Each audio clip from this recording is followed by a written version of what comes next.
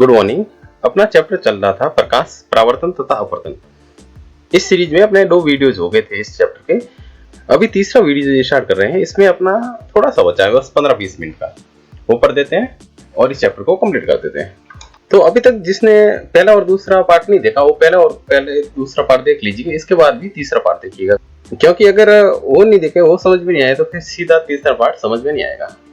तो पिछले वीडियोस तक अपने पार्ट 1 तथा पार्ट 2 में अपने यहाँ तक देख लिया था।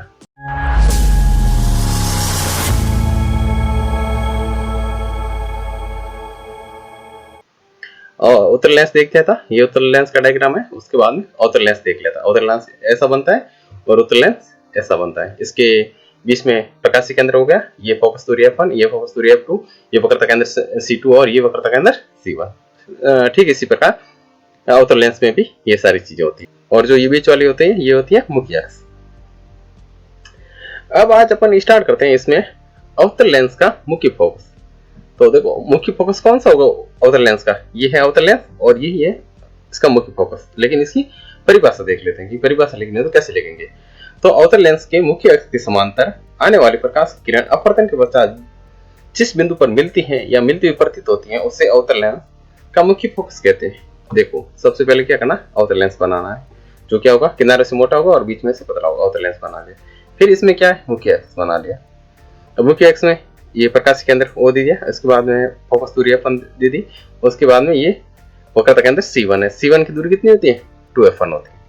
फिर अब इसने क्या लिखा है कि मुख्य अक्ष के समांतर आने वाली प्रकाश किरण, तो ये हो गया मुख्य अक्ष, इसके समांतर आने वाली एक तो ये किरण आ रही है और एक ये किरण आ रही है। अब मुख्य अक्ष के समांतर आने वाली प्रकाश की किरण अपवर्तन के पश्चात जिस बिंदु पर मिलती है या मिलती हुई प्रतीत होती है। तो देखो, यहाँ पर क्या होगा, यहाँ से अपवर्तित किरण होगी, लेकिन अब जैसे ये तो अनंत पर जा रही है, ये भी यहाँ ये वाली भी किरण अनंत पर जा रही है, तो ये तो अनंत वाली तो एक दूसरे किरणें आपस में क्या फैल रही है, तो कभी मिलने को चांसेस नहीं। तो अब कहाँ मिलेंगी? यहाँ पर पीछे मिलेगी। और पीछे वाली क्या है, मिलती हुई प्रतीत हो रही है, क्योंकि ये डॉटेड लाइन से है। और ये कैसा प्रतिबंध बनेगा? प्रतिबंध आभासी बनेगा। जहाँ मिलती है या मिलती हुई प्रतीत होती है, उसे अवतल लेंस का मुख्य फोकस कहते हैं। तो ये हो गया अवतल लेंस की अपसारी क्रिया। ये मुख्य फोकस f1 हो गए। और अपसारी क्यों है? क्योंकि ये किरणें आपस में क्या हो गई, ये फैल रही है। जैसे ये मुख्य अक्ष के समांतर आई और यहाँ से ये फैलती हुई जा रही है। अब पढ़ते हैं उत्तल लेंस का मुख्य फोकस। उत्तल लेंस के मुख्य अक्ष के समांतर आने वाली प्रकाश की किरण अपवर्तन के पश्चात जिस बिंदु पर मिलती है, उसे उत्तल लेंस का मुख्य फोकस कहते हैं। सबसे पहले क्या करना है, ये उत्तल लेंस बना दिया। उसके बाद में क्या बना दिया, मुख्य अक्ष बना दिया। मुख्य अक्ष का ये क्या होगा, प्रकाश के अंदर ये f1 फोकस, ये दूसरा फोकस f2 और ये वक्रता केंद्र c1 और ये वक्रता केंद्र c2। अब क्या परिभाषा क्या लिखी हो, देखो, मुख्य अक्ष के समांतर आने वाले प्रकाश की किरण, तो ये होगा मुख्य अक्ष। इसके समांतर जो भी मुख्य अक्ष के समांतर प्रकाश की किरण आती है, वो कहाँ से गुजरती है? वो हमेशा फोकस बिंदु f से गुजरती है। तो देखो, ये सीधी फोकस बिंदु f से गुजरी है। तो ये परिभाषा में लिखी है कि जिस बिंदु पर मिलती है उसे उत्तल लेंस का मुख्य फोकस कहते हैं। तो ये इस बिंदु पर मिलती है और इसे ही अपन उत्तल लेंस का मुख्य फोकस कहेंगे। तो ये दोनों की परिभाषा हो गई, दोनों पॉइंट की, उत्तल और अवतल लेंस के मुख्य फोकस की। अब देखो, अपन ने देख लिया था उत्तल और अवतल दर्पण द्वारा प्रतिबिंब देख लेते हैं, लेकिन अब क्या है, लेंस द्वारा प्रतिबिंब निर्माण करना है। तो लेंस द्वारा प्रतिबिंब निर्माण करना कंसेप्ट तो हो ही रहेगा। सिर्फ वहां पर दर्पण बनाया था, यहाँ पर लेंस बनाएंगे। और जहाँ उत्तल की जरूरत होगी वहां उत्तल बनाएंगे, जहाँ अवतल बनाने की जरूरत होगी वहां अवतल बनाएंगे। तो सबसे पहले क्या करना है, उत्तल लेंस द्वारा। तो सबसे पहले आप क्या करो, उत्तल लेंस बना लो। तो ये उत्तल लेंस बना दिया। इसके बाद में इसमें क्या करना है, वही करना, मुख्य अक्ष बना दिया। उसके बाद में प्रकाश के अंदर बना दिया वो, फिर f1, फिर f2 और ये वक्रता केंद्र c1 और वक्रता केंद्र c2 बना दो। c1 के मुख्य अक्ष के प्रकाशीय केंद्र से कितनी दूरी होगी? तो c1 की प्रकाशीय केंद्र से दूरी होगी, यहाँ 0 से f1, o से f1 के बीच की दूरी f1, और इसमें f1 से c1 के बीच की दूरी f1। तो f1 प्लस f1 कितनी होगी? 2f1। तो c1 कितना दूर होगा प्रकाशीय केंद्र से? तो c1 आपका प्रकाशीय केंद्र से 2f1 दूरी पर होगा। इसी प्रकार c2 भी प्रकाशीय केंद्र o से 2f2 दूरी पर होगा। अब क्या करना है, केस पहला दिया है कि जब बिंब या वस्तु, बिंब का मतलब वस्तु होती है, अनंत पर की हुई, तो वस्तु अनंत पर होगी, क्या होगी, मुख्य अक्ष के समांतर किरणें आएंगी। ये मुख्य अक्ष के पहले किरण और दूसरी मुख्य अक्ष के समांतर किरण। और मुख्य अक्ष के समांतर आने वाली किरणें क्या होती है, हमेशा फोकस बिंदु पर ही मिलती है। तो ये मुख्य अक्ष के समांतर किरण आई और कहां पर मिली, फोकस बिंदु पर। ये भी मुख्य अक्ष के समांतर किरण आई और कहां पर मिली, फोकस बिंदु पर। लेकिन जो प्रतिबिंब मिलना है वो कितना है, बहुत ही छोटा बिंदु आकार का देख लो।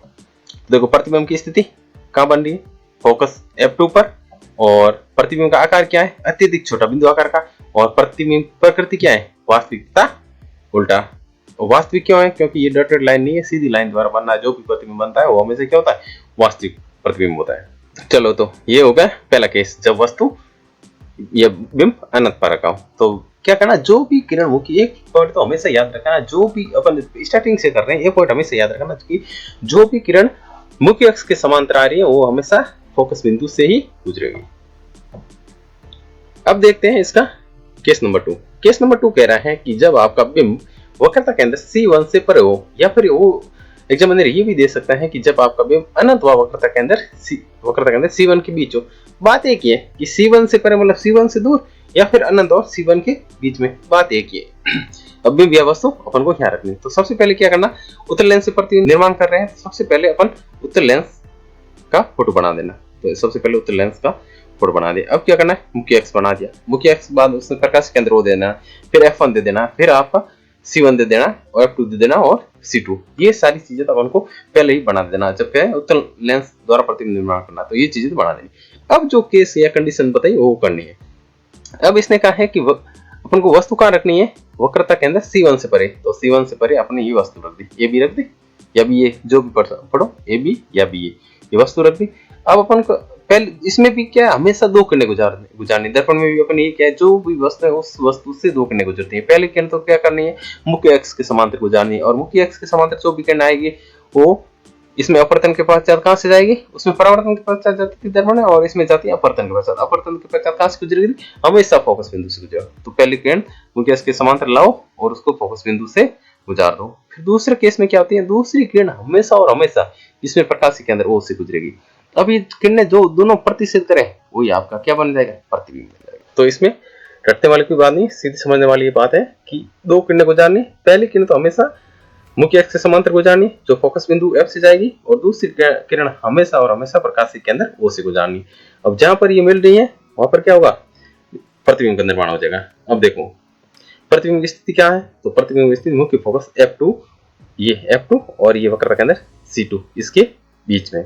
प्रतिबिंब का आकार क्या है, ये वस्तु इतनी बड़ी है लेकिन प्रतिबिंब इस वस्तु से थोड़ा सा क्या है, छोटा है। प्रतिबिंब कैसा प्रकृति क्या है, वास्तविक उल्टा। वास्तविक क्यों बना, क्योंकि ये सीधी लाइन द्वारा बनता है, जो भी प्रतिबिंब सीधी लाइन द्वारा बनता है वो वास्तविक होता है, ठीक है। और उल्टा क्यों, क्योंकि वस्तु ऊपर और ये बिंब ऊपर और प्रतिबिंब नीचे। अब देते हैं केस नंबर तीसरा, सेम टू सेम चीजें करनी है। तो अब वस्तु रखनी है वक्रता केंद्र C1 पर। तो अब C1 पर अपने वस्तु रख दी। उसके बाद में क्या करना, वो जो हमेशा करते हैं दर्पण से करते हैं वो सारी की सारी सेम टू सेम चीजें करनी है। वस्तु से दो किरणें गुजारनी। पहली किरण तो कहां से गुजारोगे, वस्तु से मुख्य अक्ष के समांतर, मुख्य अक्ष के समांतर गुजार दी, और मुख्य अक्ष के जो भी किरण समांतर गुजरेगी वहां आएगी, वो कहां से गुजरेगी, फोकस बिंदु F से गुजरेगी पहली किरण। दूसरी किरण प्रकाश के अंदर इसमें O से गुजारती। अब ये जहां किरणें दोनों प्रतिच्छेद करें वही आपकी प्रतिबिंब बन जाएगा। तो ये प्रतिबिंब बन रहा है, प्रतिबिंब B' और A'। अब देखो प्रतिबिंब की स्थिति कहां पर बनी, तो ये वक्रता के अंदर पर वस्तु थी, तो प्रतिबिंब भी वक्रता के अंदर पर ही बनेगा। प्रतिबिंब आकार क्या होगा, समान आकार, जितना वस्तु का आकार उतना ही प्रतिबिंब का आकार, क्योंकि ये वस्तु वक्रता के अंदर C1 पर है और वो प्रतिबिंब आपका वक्रता के अंदर दूसरे C2 पर बनना है, तो इसका आकार समान होगा। और ये वास्तविकता उल्टा है, क्योंकि वस्तु ऊपर और प्रतिबिंब नीचे। और वास्तविक क्यों, क्योंकि ये सीधी लाइन द्वारा बन रहा है। अब देखते हैं केस नंबर 4। केस नंबर 4 ये मुख्य अक्ष खींच दो। मुख्य अक्ष खींचने के बाद प्रकाश के अंदर वो बना दो F1, F2, C1 और C2, ये 4 नाम दीजिए। उसके बाद में अब जो कंडीशन कहे वो अप्लाई करो। अब कंडीशन बता रहा है कि जब बिंब यानी वस्तु वक्रता के अंदर C1 व मुख्य फोकस F1 के बीच में हो, ये हो गया वक्रता के अंदर C1 और ये हो गया मुख्य फोकस F1, इसके बीच में अपन को वस्तु रखनी। तो अब देखो इसमें हर एक वस्तु से अपने कितनी किरणें गुजारते हैं, हर एक वस्तु से दो किरणें गुजारते हैं। पहली कौन से गुजारते हैं, मुख्य अक्ष के समांतर गुजारते हैं, और मुख्य अक्ष के समांतर जो भी किरण आएगी वो कहां से जाएगी, वो हमेशा फोकस बिंदु F से जाएगी, F से गई। फिर दूसरी अपन कहां से गुजारते हैं, प्रकाश के अंदर, वो से प्रकाश के अंदर वो से गुजारते हैं। अब ये दोनों किरणें आपस में अपवर्तन के पश्चात जिस बिंदु प्रतिच्छेद करेगी वो अपना क्या बन जाएगा, प्रतिबिंब। तो प्रतिबिंब बन गया B' और A'। अब देखो प्रतिबिंब कहां बना है, प्रतिबिंब बना है वक्रता के अंदर C2 से भी परे, मतलब C2 से दूर। और प्रतिबिंब देखो इसकी आकार क्या होगा, जो वस्तु है उससे प्रतिबिंब बड़े आकार का होगा, तो वस्तु से बड़े आकार का होगा। और प्रतिबिंब प्रकृति क्या होगी, प्रकृति वास्तविक होगा, और ये प्रतिबिंब ये बिंब का उल्टा बनना है, तो प्रतिबिंब वास्तविक का उल्टा। और एक बात याद रखनी, हमेशा वास्तविक के साथ क्या आता है? उल्टा, और आभासी के साथ में क्या आता है? सीधा। चलो, तो समझते हुए भी देखना है और कुछ याद भी रखना है। अब देखो सेम टू सेम अगला, उसके बाद मुख्य अक्ष बना लिया, उसके बाद प्रकाश केंद्र O नाम दे दिया, उसके बाद फोकस बिंदु F1 और F2 का नाम दे दिया, उसके बाद वक्रता केंद्र C1 और वक्रता केंद्र C2 का नाम दे दिया। ये तो सब में ही करना है। उसके बाद में अब वस्तु, अब जो केस बताएं उस जगह वस्तु रखनी है। अब वस्तु रखनी है जब बिंब या वस्तु मुख्य फोकस F1 पर रख दी। अब क्या करना है, इससे दो किरणें गुजरती। पहली किरण तो मुख्य अक्ष के समांतर गुजरी, और मुख्य अक्ष के जो भी किरणें समांतर गुजरी वो कहां से जाएगी? फोकस बिंदु से। अब दूसरी किरण प्रकाशीय केंद्र O से गुजारनी है। तो अब देखो ये किरणें हमेशा कहाँ जाएगी? समांतर चलती ही जाएगी। तो प्रतिबिंब कहाँ बनेगा? अनंत पर बनेगा। और आकार क्या होगा? अत्यधिक बड़ा होगा, क्योंकि वस्तु इतनी है, लेकिन जो अनंत पर प्रतिबिंब बनता है वो क्या होता है? बहुत बड़ा होता है। लेकिन इस प्रतिबिंब की प्रकृति कैसी हुई? कोई वास्तविकता उल्टा। चलिए, ये केस नंबर 5 हो गया। अब देखते हैं केस नंबर 6। जब बिंब मुख्य फोकस F1 तथा प्रकाशीय केंद्र O के बीच में हो, तो वही करना है, इसका फोटो बना दिया। उसके बाद में प्रकाशीय केंद्र O नाम दे दिया। प्रकाशीय केंद्र O के बाद में फोकस बिंदु F1, F2 और वक्रता केंद्र C1 और C2 नाम दे दिया। अब अपन को वस्तु कहाँ रखनी है? वस्तु रखनी है अपन को मुख्य फोकस F1 और प्रकाशीय केंद्र O के बीच में। मुख्य फोकस F1 ये है और प्रकाशीय केंद्र O ये, इसके बीच में अपन ने वस्तु रख दी। तो अब क्या करना, हुई सेम टू सेम हर एक से दो किरणें गुजारनी है। पहली किरण मुख्य अक्ष के समांतर गुजरेगी, वो हमेशा फोकस बिंदु से जाएगी। दूसरी किरण प्रकाशीय केंद्र O से गुजरा होगा, तो ये क्या होगी? ये किरणें जारी फैल रही है। अब ये किरणें आपस में अनंत पर जारी लेकिन फैल रही है, तो ये क्या मिलेगी? पीछे मिलेगी। दर्पण में भी छठे केस में यही हुआ था कि किरणें पीछे मिल रही थी। इसमें भी किरणें अब अनंत पर जारी और फैल रही है, तो पीछे मिल गई। और पीछे कहाँ मिल रही है? वक्रता केंद्र C1 से परे मिल रही है। तो देखो प्रतिबिंब की स्थिति, बिंब की तरफ ही बनना है प्रतिबिंब। ये बिंब है और बिंब की तरफ ही प्रतिबिंब बनना है, दूसरी ओर नहीं बनना है, लेकिन वक्रता केंद्र C1 से परे बन रहा है। आकार क्या होगा? ये इतनी सी वस्तु है, इस वस्तु से प्रतिबिंब बड़ा बन रहा है। और तीसरा प्रतिबिंब आभासी व सीधा होगा। जैसी वस्तु है ऐसा ही प्रतिबिंब बनना, तो ये सीधा बन रहा है। और आभासी क्यों बन रहा है? क्योंकि डॉटेड लाइन द्वारा जो भी प्रतिबिंब बनता है वो हमें से क्या होता है? आभासी होता है। तो ये इसके केस हो गए और डायग्राम हो गया। अभी 6 प्रतिबिंब बना ली। अब उसके बाद में एक नोट है कि उत्तल लेंस किसी भी वस्तु का बड़ा व सीधा प्रतिबिंब बनाता है। अब देखते हैं अवतल लेंस द्वारा प्रतिबिंब निर्माण। तो अवतल लेंस द्वारा दो प्रतिबिंब निर्माण बनेंगे, दो केस बनेंगे। केस देखने से पहले अपन क्या करते हैं, यह अवतल लेंस द्वारा प्रतिबिंब निर्माण। सबसे पहले किसमें? अवतल लेंस की फोटो बना ली। ये मुख्य अक्ष खींचो, मुख्य अक्ष खींचने के बाद 4-5 नाम दे दो। नाम देने के बाद में अब देखो केस, अब केस है कि अनंत पर वस्तु रखी। अनंत पर जो भी वस्तु रखी वो मुख्य अक्ष के समांतर आएगी, और मुख्य अक्ष के समांतर आती है वो हमेशा फोकस बिंदु से गुजरेगी। लेकिन यहाँ पर क्या होगा? फोकस बिंदु F इससे नहीं गुजरेगी। और उत्तल दर्पण में तो, उत्तल लेंस में तो यहाँ से गुजरेगी, लेकिन अवतल लेंस में यहाँ से नहीं गुजरेगी, क्योंकि अवतल लेंस की प्रकृति होती है कौन सी? किरणों की अपसारित करने, मतलब किरणें फैलती है हमेशा अपवर्तन के पश्चात। ये किरणें फैली है, अब फैली है तो कहाँ पर मिलेगी? पीछे मिलती हुई प्रतिबिंब। अब हो गए इसके तीनों केस हो गए। अब देखते हैं केस नंबर दूसरा। जब बिंब या वस्तु वक्रता केंद्र C1 और प्रकाशीय केंद्र O के बीच में हो, तो अब ये वस्तु, तो सबसे पहले तो अवतल लेंस बना दिया। अवतल लेंस बनाने के बाद में क्या बना दिया? मुख्य अक्ष बना दिया। मुख्य अक्ष बनाने के बाद में इसका नाम दिया प्रकाशीय केंद्र O और फोकस बिंदु F1, फोकस बिंदु F2, वक्रता केंद्र C1 और वक्रता केंद्र C2। अब वस्तु अपने को कहाँ रखनी है? वक्रता केंद्र C1 और प्रकाशीय केंद्र O, मतलब C1 और इस O के बीच में कहीं यहाँ रखनी है। तो अब क्या करना है? एक तो मुख्य अक्ष के समांतर ही दो किरणें गुजरेगी। पहली तो मुख्य अक्ष के समांतर गुजरती है, और मुख्य अक्ष की जो भी किरणें समांतर गुजरी वो कहां से जाएगी? फोकस बिंदु F2 इससे नहीं जाएगी, मतलब ये पीछे वाले से जाएगी, क्योंकि ये किरणें, इसकी प्रकृति होती है अवतल लेंस की, ये वो किरणों को अपसारित करता है, फैलाता है। तो ये यहाँ से गुजर गई और पीछे डॉटेड लाइन से यहाँ मिल गई फोकस बिंदु। दूसरी किरण कहां से गुजरेगी? दूसरी किरण गुजरेगी प्रकाशीय केंद्र O से। तो अब प्रतिबिंब कहाँ बन गया? जो दोनों किरणें प्रतिच्छेद करेगी वही आपका प्रतिबिंब बनता है। तो प्रतिबिंब A', B' ये बन गया F1, मुख्य फोकस F1 और प्रकाशीय केंद्र O के बीच में। प्रतिबिंब स्थिति, जो बिंब है उससे प्रतिबिंब छोटा बनना है, और प्रतिबिंब कैसा है? आभासी और सीधा है। चलिए अब देखते हैं लेंस सूत्र। तो अपने पहले दर्पण सूत्र देख लिया था, अब देखते हैं लेंस सूत्र। लेंस सूत्र क्या होता है? गोली लेंस के प्रकाशीय केंद्र से बिंब की दूरी U, उसके बाद में प्रतिबिंब की दूरी V तथा फोकस दूरी F, इन तीन भौतिक राशियों को एक समीकरण द्वारा संबद्ध किया जाता है, जिसे ही लेंस सूत्र कहते हैं। तो दर्पण सूत्र क्या था? दर्पण सूत्र में ये तीनों चीजें सेम थी, लेकिन उसकी दूरी कहाँ से ली जाती थी? ध्रुव P से ली जाती थी। इसमें कहाँ से लेंगे अपन, इसमें लेंगे अपन प्रकाशिक लेंस में अपन लेंगे दूरियां प्रकाशिक केंद्र O से। तो बीम की दूरी U हुई, प्रतिबिंब की दूरी V हुई और फोकस दूरी F हो गई। अब तीन भौतिक राशियां, इनको एक समीकरण द्वारा दर्शाएंगे, इसे अपन लेंस सूत्र कहेंगे। और लेंस सूत्र क्या होता है, लेंस सूत्र होता है 1/f बराबर 1/v माइनस 1/u। और दर्पण सूत्र क्या होता था, दर्पण सूत्र था 1/f बराबर 1/v प्लस 1/u। तो इसमें सिर्फ कितना फर्क है, सिर्फ एक साइन का फर्क है। तो अपना लेंस सूत्र हो गया 1/f बराबर 1/v माइनस 1/u। अब देखो इसके बाद में परिभाषा आती है आवर्तन की। तो आवर्तन क्या है, लेंस के प्रतिबिंब की ऊंचाई h डैश तथा बिंब की ऊंचाई h, इसके जो अनुपात मतलब जो इसका भाग कौन इसका भाग जो भी होगा अनुपात, इसको आवर्तन कहते हैं। तो आवर्तन क्या होगा, लेंस के प्रतिबिंब की ऊंचाई तथा बिंब की ऊंचाई के अनुपात को आवर्तन कहते हैं। उसमें भी सेम था, आवर्तन m बराबर h डैश अपॉन s था, उसमें दर्पण नाम था, यहाँ पर दर्पण की जगह क्या नाम है, लेंस। सिर्फ इतना ही फर्क है, बाकी सारी की सारी सेम और फॉर्मूला भी सेम है, h डैश अपॉन s।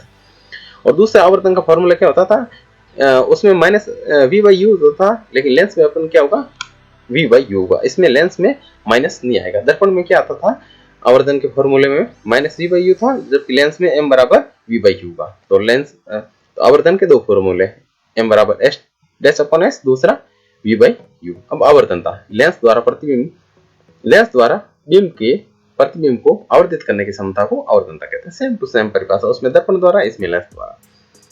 अब आते हैं उदाहरण, इसमें दो उदाहरण वो देख लेते हैं। उदाहरण पहला, किसी अवतल लेंस की फोकस दूरी 15 सेंटीमीटर है। बिंब को लेंस से कितनी दूरी पर रखें कि इसके द्वारा बिंब का लेंस से 10 सेंटीमीटर दूरी पर प्रतिबिंब बने, लेंस द्वारा उत्पन्न आवर्धन भी ज्ञात करना है। तो सबसे पहले इसमें देखना है कि कौन सा लेंस दिया है। तो दिया है अवतल लेंस। तो अवतल लेंस की एक प्रकृति होती है, अवतल लेंस द्वारा सदैव आपसी प्रतिबिंब बनेगा, सीधा बनेगा और प्रतिबिंब बिंब की ओर ही बनता है, अतः सभी दूरियां ऋणात्मक ली जाएगी। तो ये सबसे पहले क्वेश्चन करने से पहले माइंड में बैठाना है। क्यों बैठाना है, क्योंकि रटना नहीं है। सबसे पहले अपन ये दो चित्र बनाए थे अवतल लेंस के, दो केस बने थे। इसमें जो भी प्रतिबिंब बन रहे थे वो कहां पर बन रहे थे, दोनों में लेंस से बाईं ओर यानी लेफ्ट ओर, दोनों कैसे बन रहे थे, आभासी। इसमें भी बाईं ओर, इसमें भी ये लेंस का प्रकाशीय केंद्र है, प्रकाशीय केंद्र से बाईं ओर, तो दोनों में भी लेंस से प्रकाशीय केंद्र के बाईं ओर बन रहे थे। और जो भी प्रतिबिंब है ऐसा बिंब की दूरियां सारी की सारी क्या लेंगे अपन, फोकस दूरी वगैरह सारी की सारी नेगेटिव लेंगे, क्योंकि इसमें जो भी प्रतिबिंब निर्माण हो रहा है वो आभासी होगा और इस लेंस के बाईं ओर होगा। और कार्तीय चिन्ह पर पाटी से पड़ा था, उसमें क्या हुआ, उसमें तो ध्रुव से दूरियां ली जाती थी, ध्रुव की जो लेफ्ट में होती थी वो नेगेटिव ली जाती थी। इसमें क्या लेंगे अपन, प्रकाशीय केंद्र ओ से लेंगे, प्रकाशीय केंद्र से ओ से दाईं ओर यानी लेफ्ट वाली सारी की सारी नेगेटिव और प्रकाशीय केंद्र ओ से राइट वाली सारी की सारी दूरियां पॉजिटिव लेंगे। तो अब इसमें क्वेश्चन पे देखते हैं। अब क्वेश्चन है किसी अवतल लेंस की फोकस दूरी, तो फोकस दूरी है बराबर -15 मीटर, 15 सेंटीमीटर। माइनस क्यों लेंगे, क्योंकि अवतल लेंस है और अवतल लेंस की सारी दूरियां नेगेटिव लेंगे। कारण अभी देख लिया था, क्योंकि इसमें जो बिंब है प्रतिबिंब सारे के सारे क्या हुआ, लेफ्ट में बनेंगे अवतल लेंस में। बिंब को लेंस से कितनी दूरी पर रखें, तो अब u ज्ञात करना है, क्योंकि बिंब की दूरी क्या है, बिंब की दूरी u और प्रतिबिंब की दूरी v होती है। कि बिंब द्वारा लेंस से 10 सेंटीमीटर दूरी पर प्रतिबिंब बने, प्रतिबिंब की दूरी क्या होती है, v बराबर -10 सेंटीमीटर। लेंस द्वारा उत्पन्न आवर्धन m भी अपन को ज्ञात करना। दो चीजें ज्ञात करनी, एक तो बिंब की दूरी u और दूसरा आवर्धन m ज्ञात करना। अब लेंस सूत्र क्या है, लेंस सूत्र से ज्ञात करेंगे। लेंस सूत्र है 1/f बराबर 1/v माइनस 1/u। ये अपना कौन सा है, लेंस सूत्र है। चलो अब अपन ज्ञात क्या करना है, अब ज्ञात करना u। तो u ये यहाँ पर माइनस में है, इस साइड क्या हो जाएगा, प्लस का हो जाएगा। तो प्लस 1/u बराबर 1/v और 1/f इस साइड प्लस में, इस साइड क्या हो जाएगा, माइनस का 1/f। अब मान रखते हैं 1/u बराबर v का मान कितना है, v का मान है -10, तो 1/-10। अब ये माइनस ये वाला, तो ये माइनस की माइनस, एक का जगह एक, बटे की जगह बटा, और f का मान कितना है, f का मान है -15, तो कोष्टक के अंदर लिख दो माइनस। तो माइनस गुणा माइनस का कोष्टक का मतलब क्या आता है, गुणा। तो माइनस गुणा माइनस क्या हो जाएगा, प्लस। तो प्लस का 1/15 और ये माइनस का 1/10। अब लसब 10 और 15 का कितना आएगा, 30 आ जाएगा। तो देखो अब 1/u बराबर लसब आ गया 30। 30 में भाग अपन किस में, नीचे वाले का भाग देते हैं। 30 में 10 का भाग दिया, कितनी बार गया, 3। तो -1 को गुणा करेंगे 3 से और प्लस की जगह प्लस। अब 30 में किसका, नीचे वाले का भाग देते हैं। 30 में भाग दिया 15 का, कितनी बार गया, 2। तो अब 1 को गुणा किससे करेंगे, 2 से। तो अब -1 गुणा 3, माइनस का 3 प्लस 1 गुणा 2। तो माइनस का 3 और प्लस का 2, कितना आंसर आएगा, -1 और बटे में 30 का 30। तो 1/u बराबर -1/30। तो अब 1/u -1/3 है, तो u/1 यानी u कितना हो जाएगा, -30 सेंटीमीटर। अब u 30 सेंटीमीटर माइनस 30 सेंटीमीटर का आने का मतलब क्या हुआ, अब बीम की दूरी भी क्या है, लेफ्ट ओवर है, अतः बीम की दूरी बराबर माइनस 30 सेंटीमीटर, ये 30 नहीं माइनस 30 सेंटीमीटर। अब आवर्तन इसमें क्या होगा, v बाई यू, उसमें दर्पण में माइनस v बाई यू है, लेकिन ये क्या है, लेंस है, तो लेंस में v बाई यू ही होता है, तो v का मान माइनस 10 और u का मान माइनस 30, तो माइनस से माइनस कैंसिल, भाई ये भी गुणे में माइनस और ये अंश में माइनस और ये भाग में माइनस, तो दोनों कैंसिल। अब 0 से 0 कैंसिल, तो m का मान 1/3, 1/3 का मतलब होता है प्लस का 0.33। तो अब देखो ये m का मान क्या है, पॉजिटिव है। देखो यहाँ धनात्मक चिन्ह दर्शाता है कि प्रतिबिंब सीधा तथा आभासी है, तथा प्रतिबिंब का साइज बीम के साइज का 1/3 है। अगर बीम की ऊंचाई क्या होती है, h होती है, अगर h का मान 1 है तो प्रतिबिंब ऊंचाई 0.33 है, मतलब 1/3 है इसका बीम से प्रतिबिंब। अब ये होने के बाद में अब देखते हैं इसका उदाहरण नंबर सेकंड। उदाहरण सेकंड कौन सा है, ओवरऑल किताब का उदाहरण नंबर 4 है, और उदाहरण नंबर 4 क्या है, कोई 2.0 सेंटीमीटर मतलब 2 सेंटीमीटर का लंबा बीम 10 सेंटीमीटर फोकस दूरी के किसी उत्तल लेंस के मुख्य अक्ष के लंबवत रखा है। बीम की लेंस से दूरी 15 सेंटीमीटर, प्रतिबिंब की प्रकृति तथा साइज ज्ञात कीजिए तथा इसका आवर्धन भी ज्ञात कीजिए। तो सबसे पहले देखना है कि लेंस कौन सा दिया, उत्तल लेंस दिया है। अब उत्तल लेंस में दिया तो आपको फोटो बनाना पड़ेगा, क्योंकि उत्तल लेंस का प्रतिबिंब तो कभी कहीं और बन जाता था, कभी कहीं और बन जाता था, इसका फिक्स नहीं है। तो उत्तल लेंस दिया तो सबसे पहले क्या करना है, उत्तल लेंस की फोटो बना देते हैं। उत्तल लेंस ये उत्तल लेंस की फोटो बना दे। उसके बाद में क्या करना है, ये प्रकाश मुख्य अक्ष है, प्रकाश केंद्र O और फोकस दूरी F, और ये दो बना दो अपना C1 और C2। अब इसमें क्या करना है, अब इसमें अपन को दिया है बीम की ऊंचाई, देखो कोई 2.00 सेंटीमीटर का लंबा बीम, यानी बीम की ऊंचाई दी अपन को 2 सेंटीमीटर। 10 सेंटीमीटर फोकस दूरी की किसी उत्तल लेंस के मुख्य अक्ष के लंबवत रखा है। अब उत्तल लेंस की फोकस दूरी क्या होती है, तो उत्तल लेंस की फोकस दूरी हमेशा क्या होती है, हमेशा उत्तल लेंस की फोकस दूरी धनात्मक होगी, क्योंकि जो भी मुख्य अक्ष के संबंध किरण आएगी हमेशा फोकस दूरी से गुजरेगी, और फोकस दूरी ये वाली ली जाएगी उत्तल लेंस में। चलो तो f का मान आ गया अपना, f बराबर प्लस 10 सेंटीमीटर। अब दूसरा, उत्तल लेंस को मुख्य अक्ष के लंबवत ये रखा है बीम 2 सेंटीमीटर वाला, बीम की लेंस से दूरी 15 सेंटीमीटर है।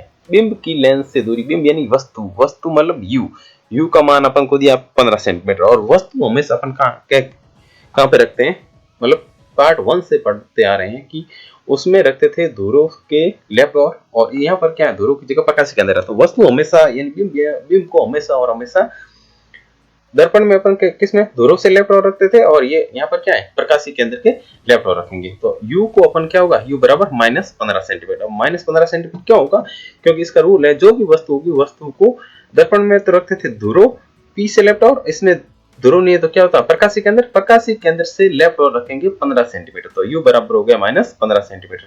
और वस्तु की बीम की ऊंचाई कितनी है, 2 सेंटीमीटर। तो अब डायग्राम से समझो, अब ये कह रहे हैं कि भाई u है जो कि बीम की प्रकाशी केंद्र से दूरी है 15 सेंटीमीटर, और बीम की ऊंचाई है 2 सेंटीमीटर, और बीम को हमेशा कहां रखेंगे, प्रकाशी केंद्र से लेफ्ट की ओर। तो अब देखो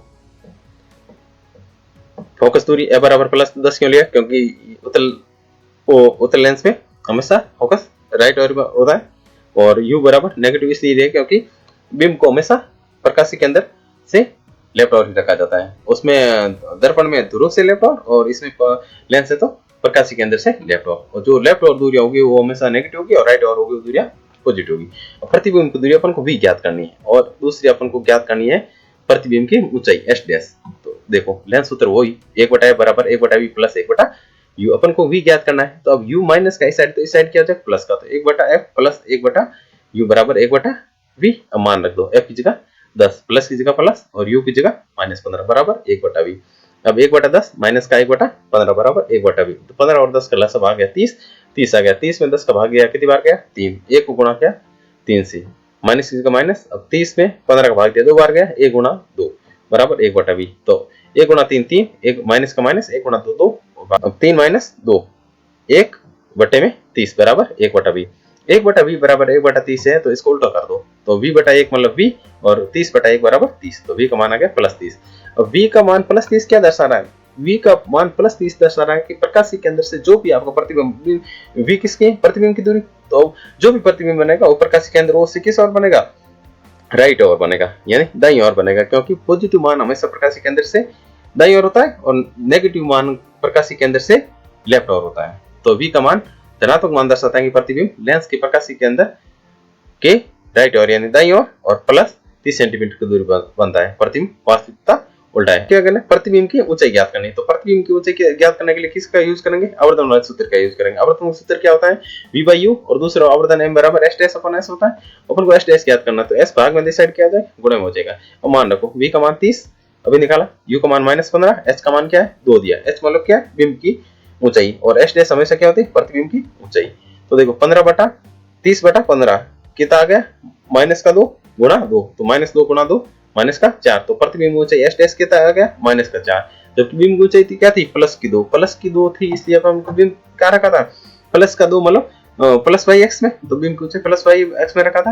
लेकिन प्रतिबिंब क्या आ रहा है, -4 क्या होगा, -y(x) की ओर रखेंगे, यानी प्रतिबिंब की ऊंचाई -4 आई। अब देखो बिंब की ऊंचाई तो 2 सेंटीमीटर था, जबकि प्रतिबिंब कितना आ रहा है 4 सेंटीमीटर का। जब 4 सेंटीमीटर का होने का मतलब है कि जो बिंब की ऊंचाई इससे प्रतिबिंब कितना है, दुगुना लंबाई का है, दुगुना हाइट का है। देखो अब यही तो लिखा है। आवर्धन ज्ञात करना, आवर्धन कैसे ज्ञात करेंगे, v by u, 30/-15 बराबर -2। अब m तथा s डैश दोनों के ऋणात्मक मान ये दर्शाते हैं कि प्रतिबिंब वास्तविक तथा उल्टा है तथा ये मुख्य अक्ष के नीचे बना है। आवर्धन का मान 2 दर्शाते हैं कि प्रतिबिंब दुगुना बड़ा है। अगर m का मान पॉइंट में आता है तो प्रतिबिंब छोटा है, जबकि m का मान 2 आया था, m बराबर 2 का मतलब है कि प्रतिबिंब बड़ा बना। तो देख लो ये 2 सेंटीमीटर और प्रतिबिंब 4 बना है, तो ये दुगुना बना है इससे। और नेगेटिव मान ये इसलिए है क्योंकि -y(x) के साथ बनेगा और प्लस +2 था, तो इसको अपन ऊपर पढ़ा दिया। तो ये डायग्राम से सारी चीजें समझ में आ गई। वैसे डायग्राम इसमें सॉल्व करने में नहीं बनाना है, लेकिन अगर तुम डायग्राम से देखोगे तो तुम्हारी कुछ भी साइन गलती होंगे, क्योंकि साइन कितने होंगे रट लोगे भाई, क्वेश्चन इसी जगह मान चेंज भी हो सकता है। तो क्या उत्तर लेंस है तो उत्तर लेंस बना दो, इसके बाद मुख्य अक्ष बना दो, प्रकाश केंद्र वो बना दियो, फोकस बिंदु बना दियो। और अब इसने कहा जो बिंब है, बिंब की ऊंचाई 2 सेंटीमीटर, तो बिंब 2 सेंटीमीटर ऊंचा बना दिया। और जो भी बिंब से 2 किरणें निकलेगी, पहली किरण तो मुख्य अक्ष के समांतर निकलेगी जो फोकस बिंदु F से जाएगी, और फोकस बिंदु F हमेशा के इसमें उत्तर लेंस में हमेशा राइट ओर होगा, और दूसरी प्रकाशीय केंद्र O से जाएगी। अब जहां ये मिलेगी वहां पर अपना क्या बन जाएगा, प्रतिबिंब निर्माण हो जाएगा। तो बिंब 2 सेंटीमीटर, प्रतिबिंब 4 सेंटीमीटर अपन ने निकाल लिया था, और फोकस बिंदु राइट ओर है तो ये पॉजिटिव ले लिया।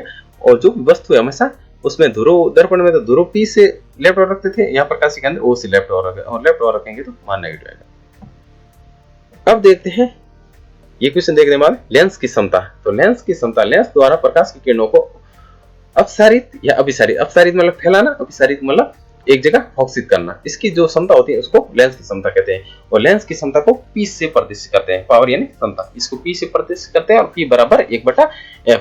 अवतल लेंस की क्षमता ऋणात्मक होगी और उत्तर लेंस की क्षमता धनात्मक होगी। तो ये याद रखना, अवतल लेंस की जो भी क्षमता आएगी P का मान वो नेगेटिव आएगा, और उत्तर लेंस में जो भी P का मान आएगा वो पॉजिटिव आएगा। और लेंस की क्षमता का जो ऐसा ही मात्रक है वो डायोप्टर है, जिससे होता है ना धारा का मात्रक, शक्ति का मात्रक, ये इसी प्रकार लेंस की क्षमता का भी ऐसा ही मात्रक है। अब देखो एक डायोप्टर की परिभाषा, 1 मीटर फोकस दूरी की क्षमता वाले लेंस की क्षमता डायोप्टर कहलाती है। 1d बराबर 1 mm। अब देखो इसका एक छोटा सा उदाहरण कर लेते हैं। उदाहरण ये है कि 2 मीटर फोकस दूरी वाले किसी अवतल लेंस की क्षमता ज्ञात करनी। तो अवतल लेंस की सबसे पहले देखो अवतल लेंस की क्षमता क्या होती है, तो अवतल लेंस की क्षमता ऋणात्मक होती है। अब P का मान ऋणात्मक कब आएगा, P का मान ऋणात्मक तभी आएगा जब F का मान नेगेटिव, क्यों P बराबर 1/f होता है। F का मान नेगेटिव का तभी तो P का मान नेगेटिव आएगा, क्योंकि A का तो अब नेगेटिव बन नहीं सकता है। तो अब जो F दिया है, F बराबर 2 मीटर नहीं मान के अपन मानेंगे -2 मीटर। तो और लेंस की क्षमता, लेंस इस सूत्र से P बराबर 1/f, तो ये F की जगह -2 रखा, तो P बराबर आएगा 1/-2 बराबर -0.5 डायोप्टर। ये आ गई अपनी लेंस की क्षमता। संयुक्त मतलब जॉइंट लेंस की क्षमता ज्ञात करनी, तो क्या हो जाएगा, P टोटल हो जाएगा। और P टोटल क्या होगा, P1 + P2 + P3, कितने भी लेंस दिए उनकी सारी की सारी जोड़ देंगे तो वो अपने आ जाएगी संयुक्त लेंस की क्षमता। वैसे ये इतना इंपॉर्टेंट नहीं है, ये लेंस की क्षमता देख लेना और इसका फॉर्मूला याद रख देना। ये लेंस की क्षमता वाला, लेंस की क्षमता P बराबर 1/f होती है, और इसकी परिभाषा याद रख लेना, ये इंपॉर्टेंट है। और एक ये वाली देख लेना, क्या अवतल लेंस की क्षमता ऋणात्मक, जबकि उत्तल लेंस की क्षमता धनात्मक होती है। और इसका मात्रक, लेंस की क्षमता का मात्रक डायोप्टर, ये थोड़ा सा इंपॉर्टेंट है और याद रख लेना ये वाली इतनी सारी चीजें। और न्यूमेरिकल फिर हो जाएगा ये चीजें याद है कि लेंस की समता P बराबर 1/f होती है, तो क्वेश्चन तो अपना आप न्यूमेरिकल हो जाएंगे। तो आज इस वीडियो में अपने लेंस की समता देख लिया, उसके बाद में ये दो उदाहरण कर लिए। दो उदाहरण इसमें क्या है, रटे नहीं है, समझ के किए दोनों कि कौन सा पॉजिटिव रखना है कौन सा नेगेटिव रखना। फोकस दूरी पॉजिटिव क्यों रखी थी, इसलिए रखी थी क्योंकि उत्तल लेंस में फोकस हमेशा प्रकाश के अंदर वो से राइट ओवर होता है। तो F बराबर प्लस का 10 हो गया। बीम चाहे उत्तल दर्पण हो, चाहे उत्तल लेंस हो, चाहे अवतल दर्पण हो, अवतल लेंस हो, सभी को बीम हमेशा और हमेशा लेफ्ट साइड में रखेंगे, इसलिए बीम की जो भी दूरी होगी हमेशा नेगेटिव आएगी। प्रतिबिंब की दूरी ज्ञात करनी है तो उन्होंने क्या लेंस सूत्र में ये सारे मान रख देना। और लेंस सूत्र क्या था, 1/f बराबर 1/v माइनस 1/u, इसमें मान रख देना और आपका आ जाएगा v का मान। अगर v का मान नेगेटिव आए तो अपन कहेंगे कि प्रकाश के अंदर से लेफ्ट की ओर, और v का मान पॉजिटिव आएगा तो अपन कहेंगे प्रकाश के अंदर के राइट ओर ये प्रतिबिंब बन रहा है। और प्रतिबिंब की ऊंचाई s डैश ज्ञात करनी, जबकि बीम की ऊंचाई s को दी हुई है। तो समझते हुए अपने कर लिया।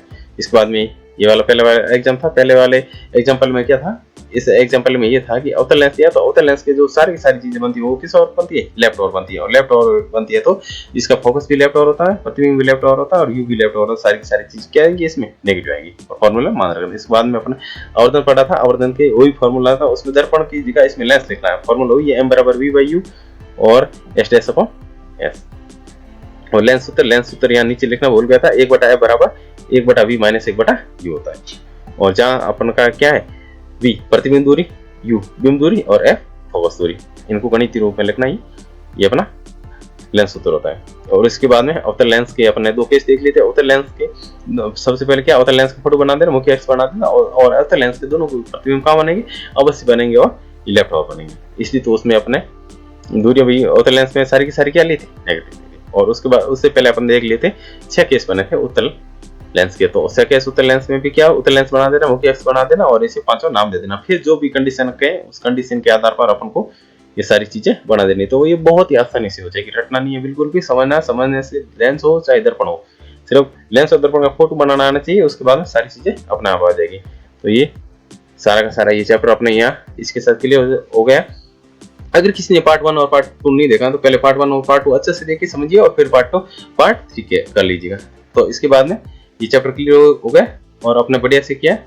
और अब इसके बाद में नया चैप्टर शुरू करेंगे और वो भी इसी प्रकार बढ़िया नोट्स और बढ़िया समझाते हुए करेंगे। और सबसे ध्यान वाली बात बता देते हैं कि ये नोट्स बहुत ही बढ़िया और प्रीवियस ईयर के क्वेश्चन कैसे आते हैं इनको देखते हुए बनाए हैं। तो इस नोट्स में पढ़ने के बाद में आपको कुछ भी इधर उधर से पढ़ने की और जरूरत नहीं, सारे के सारे इन नोट्स में से आएंगे। तो इस नोट्स को ढंग से कर लो और खुद के नोट्स एग्जाम में अच्छा करने के लिए 90 प्लस 95 करने के लिए या 100 में से 100 करने के लिए खुद के नोट्स होने जरूरी है। तो खुद के बड़े नोट्स प्रिपेयर होंगे तभी आगे काम आसान होगा। चलिए, थैंक्स।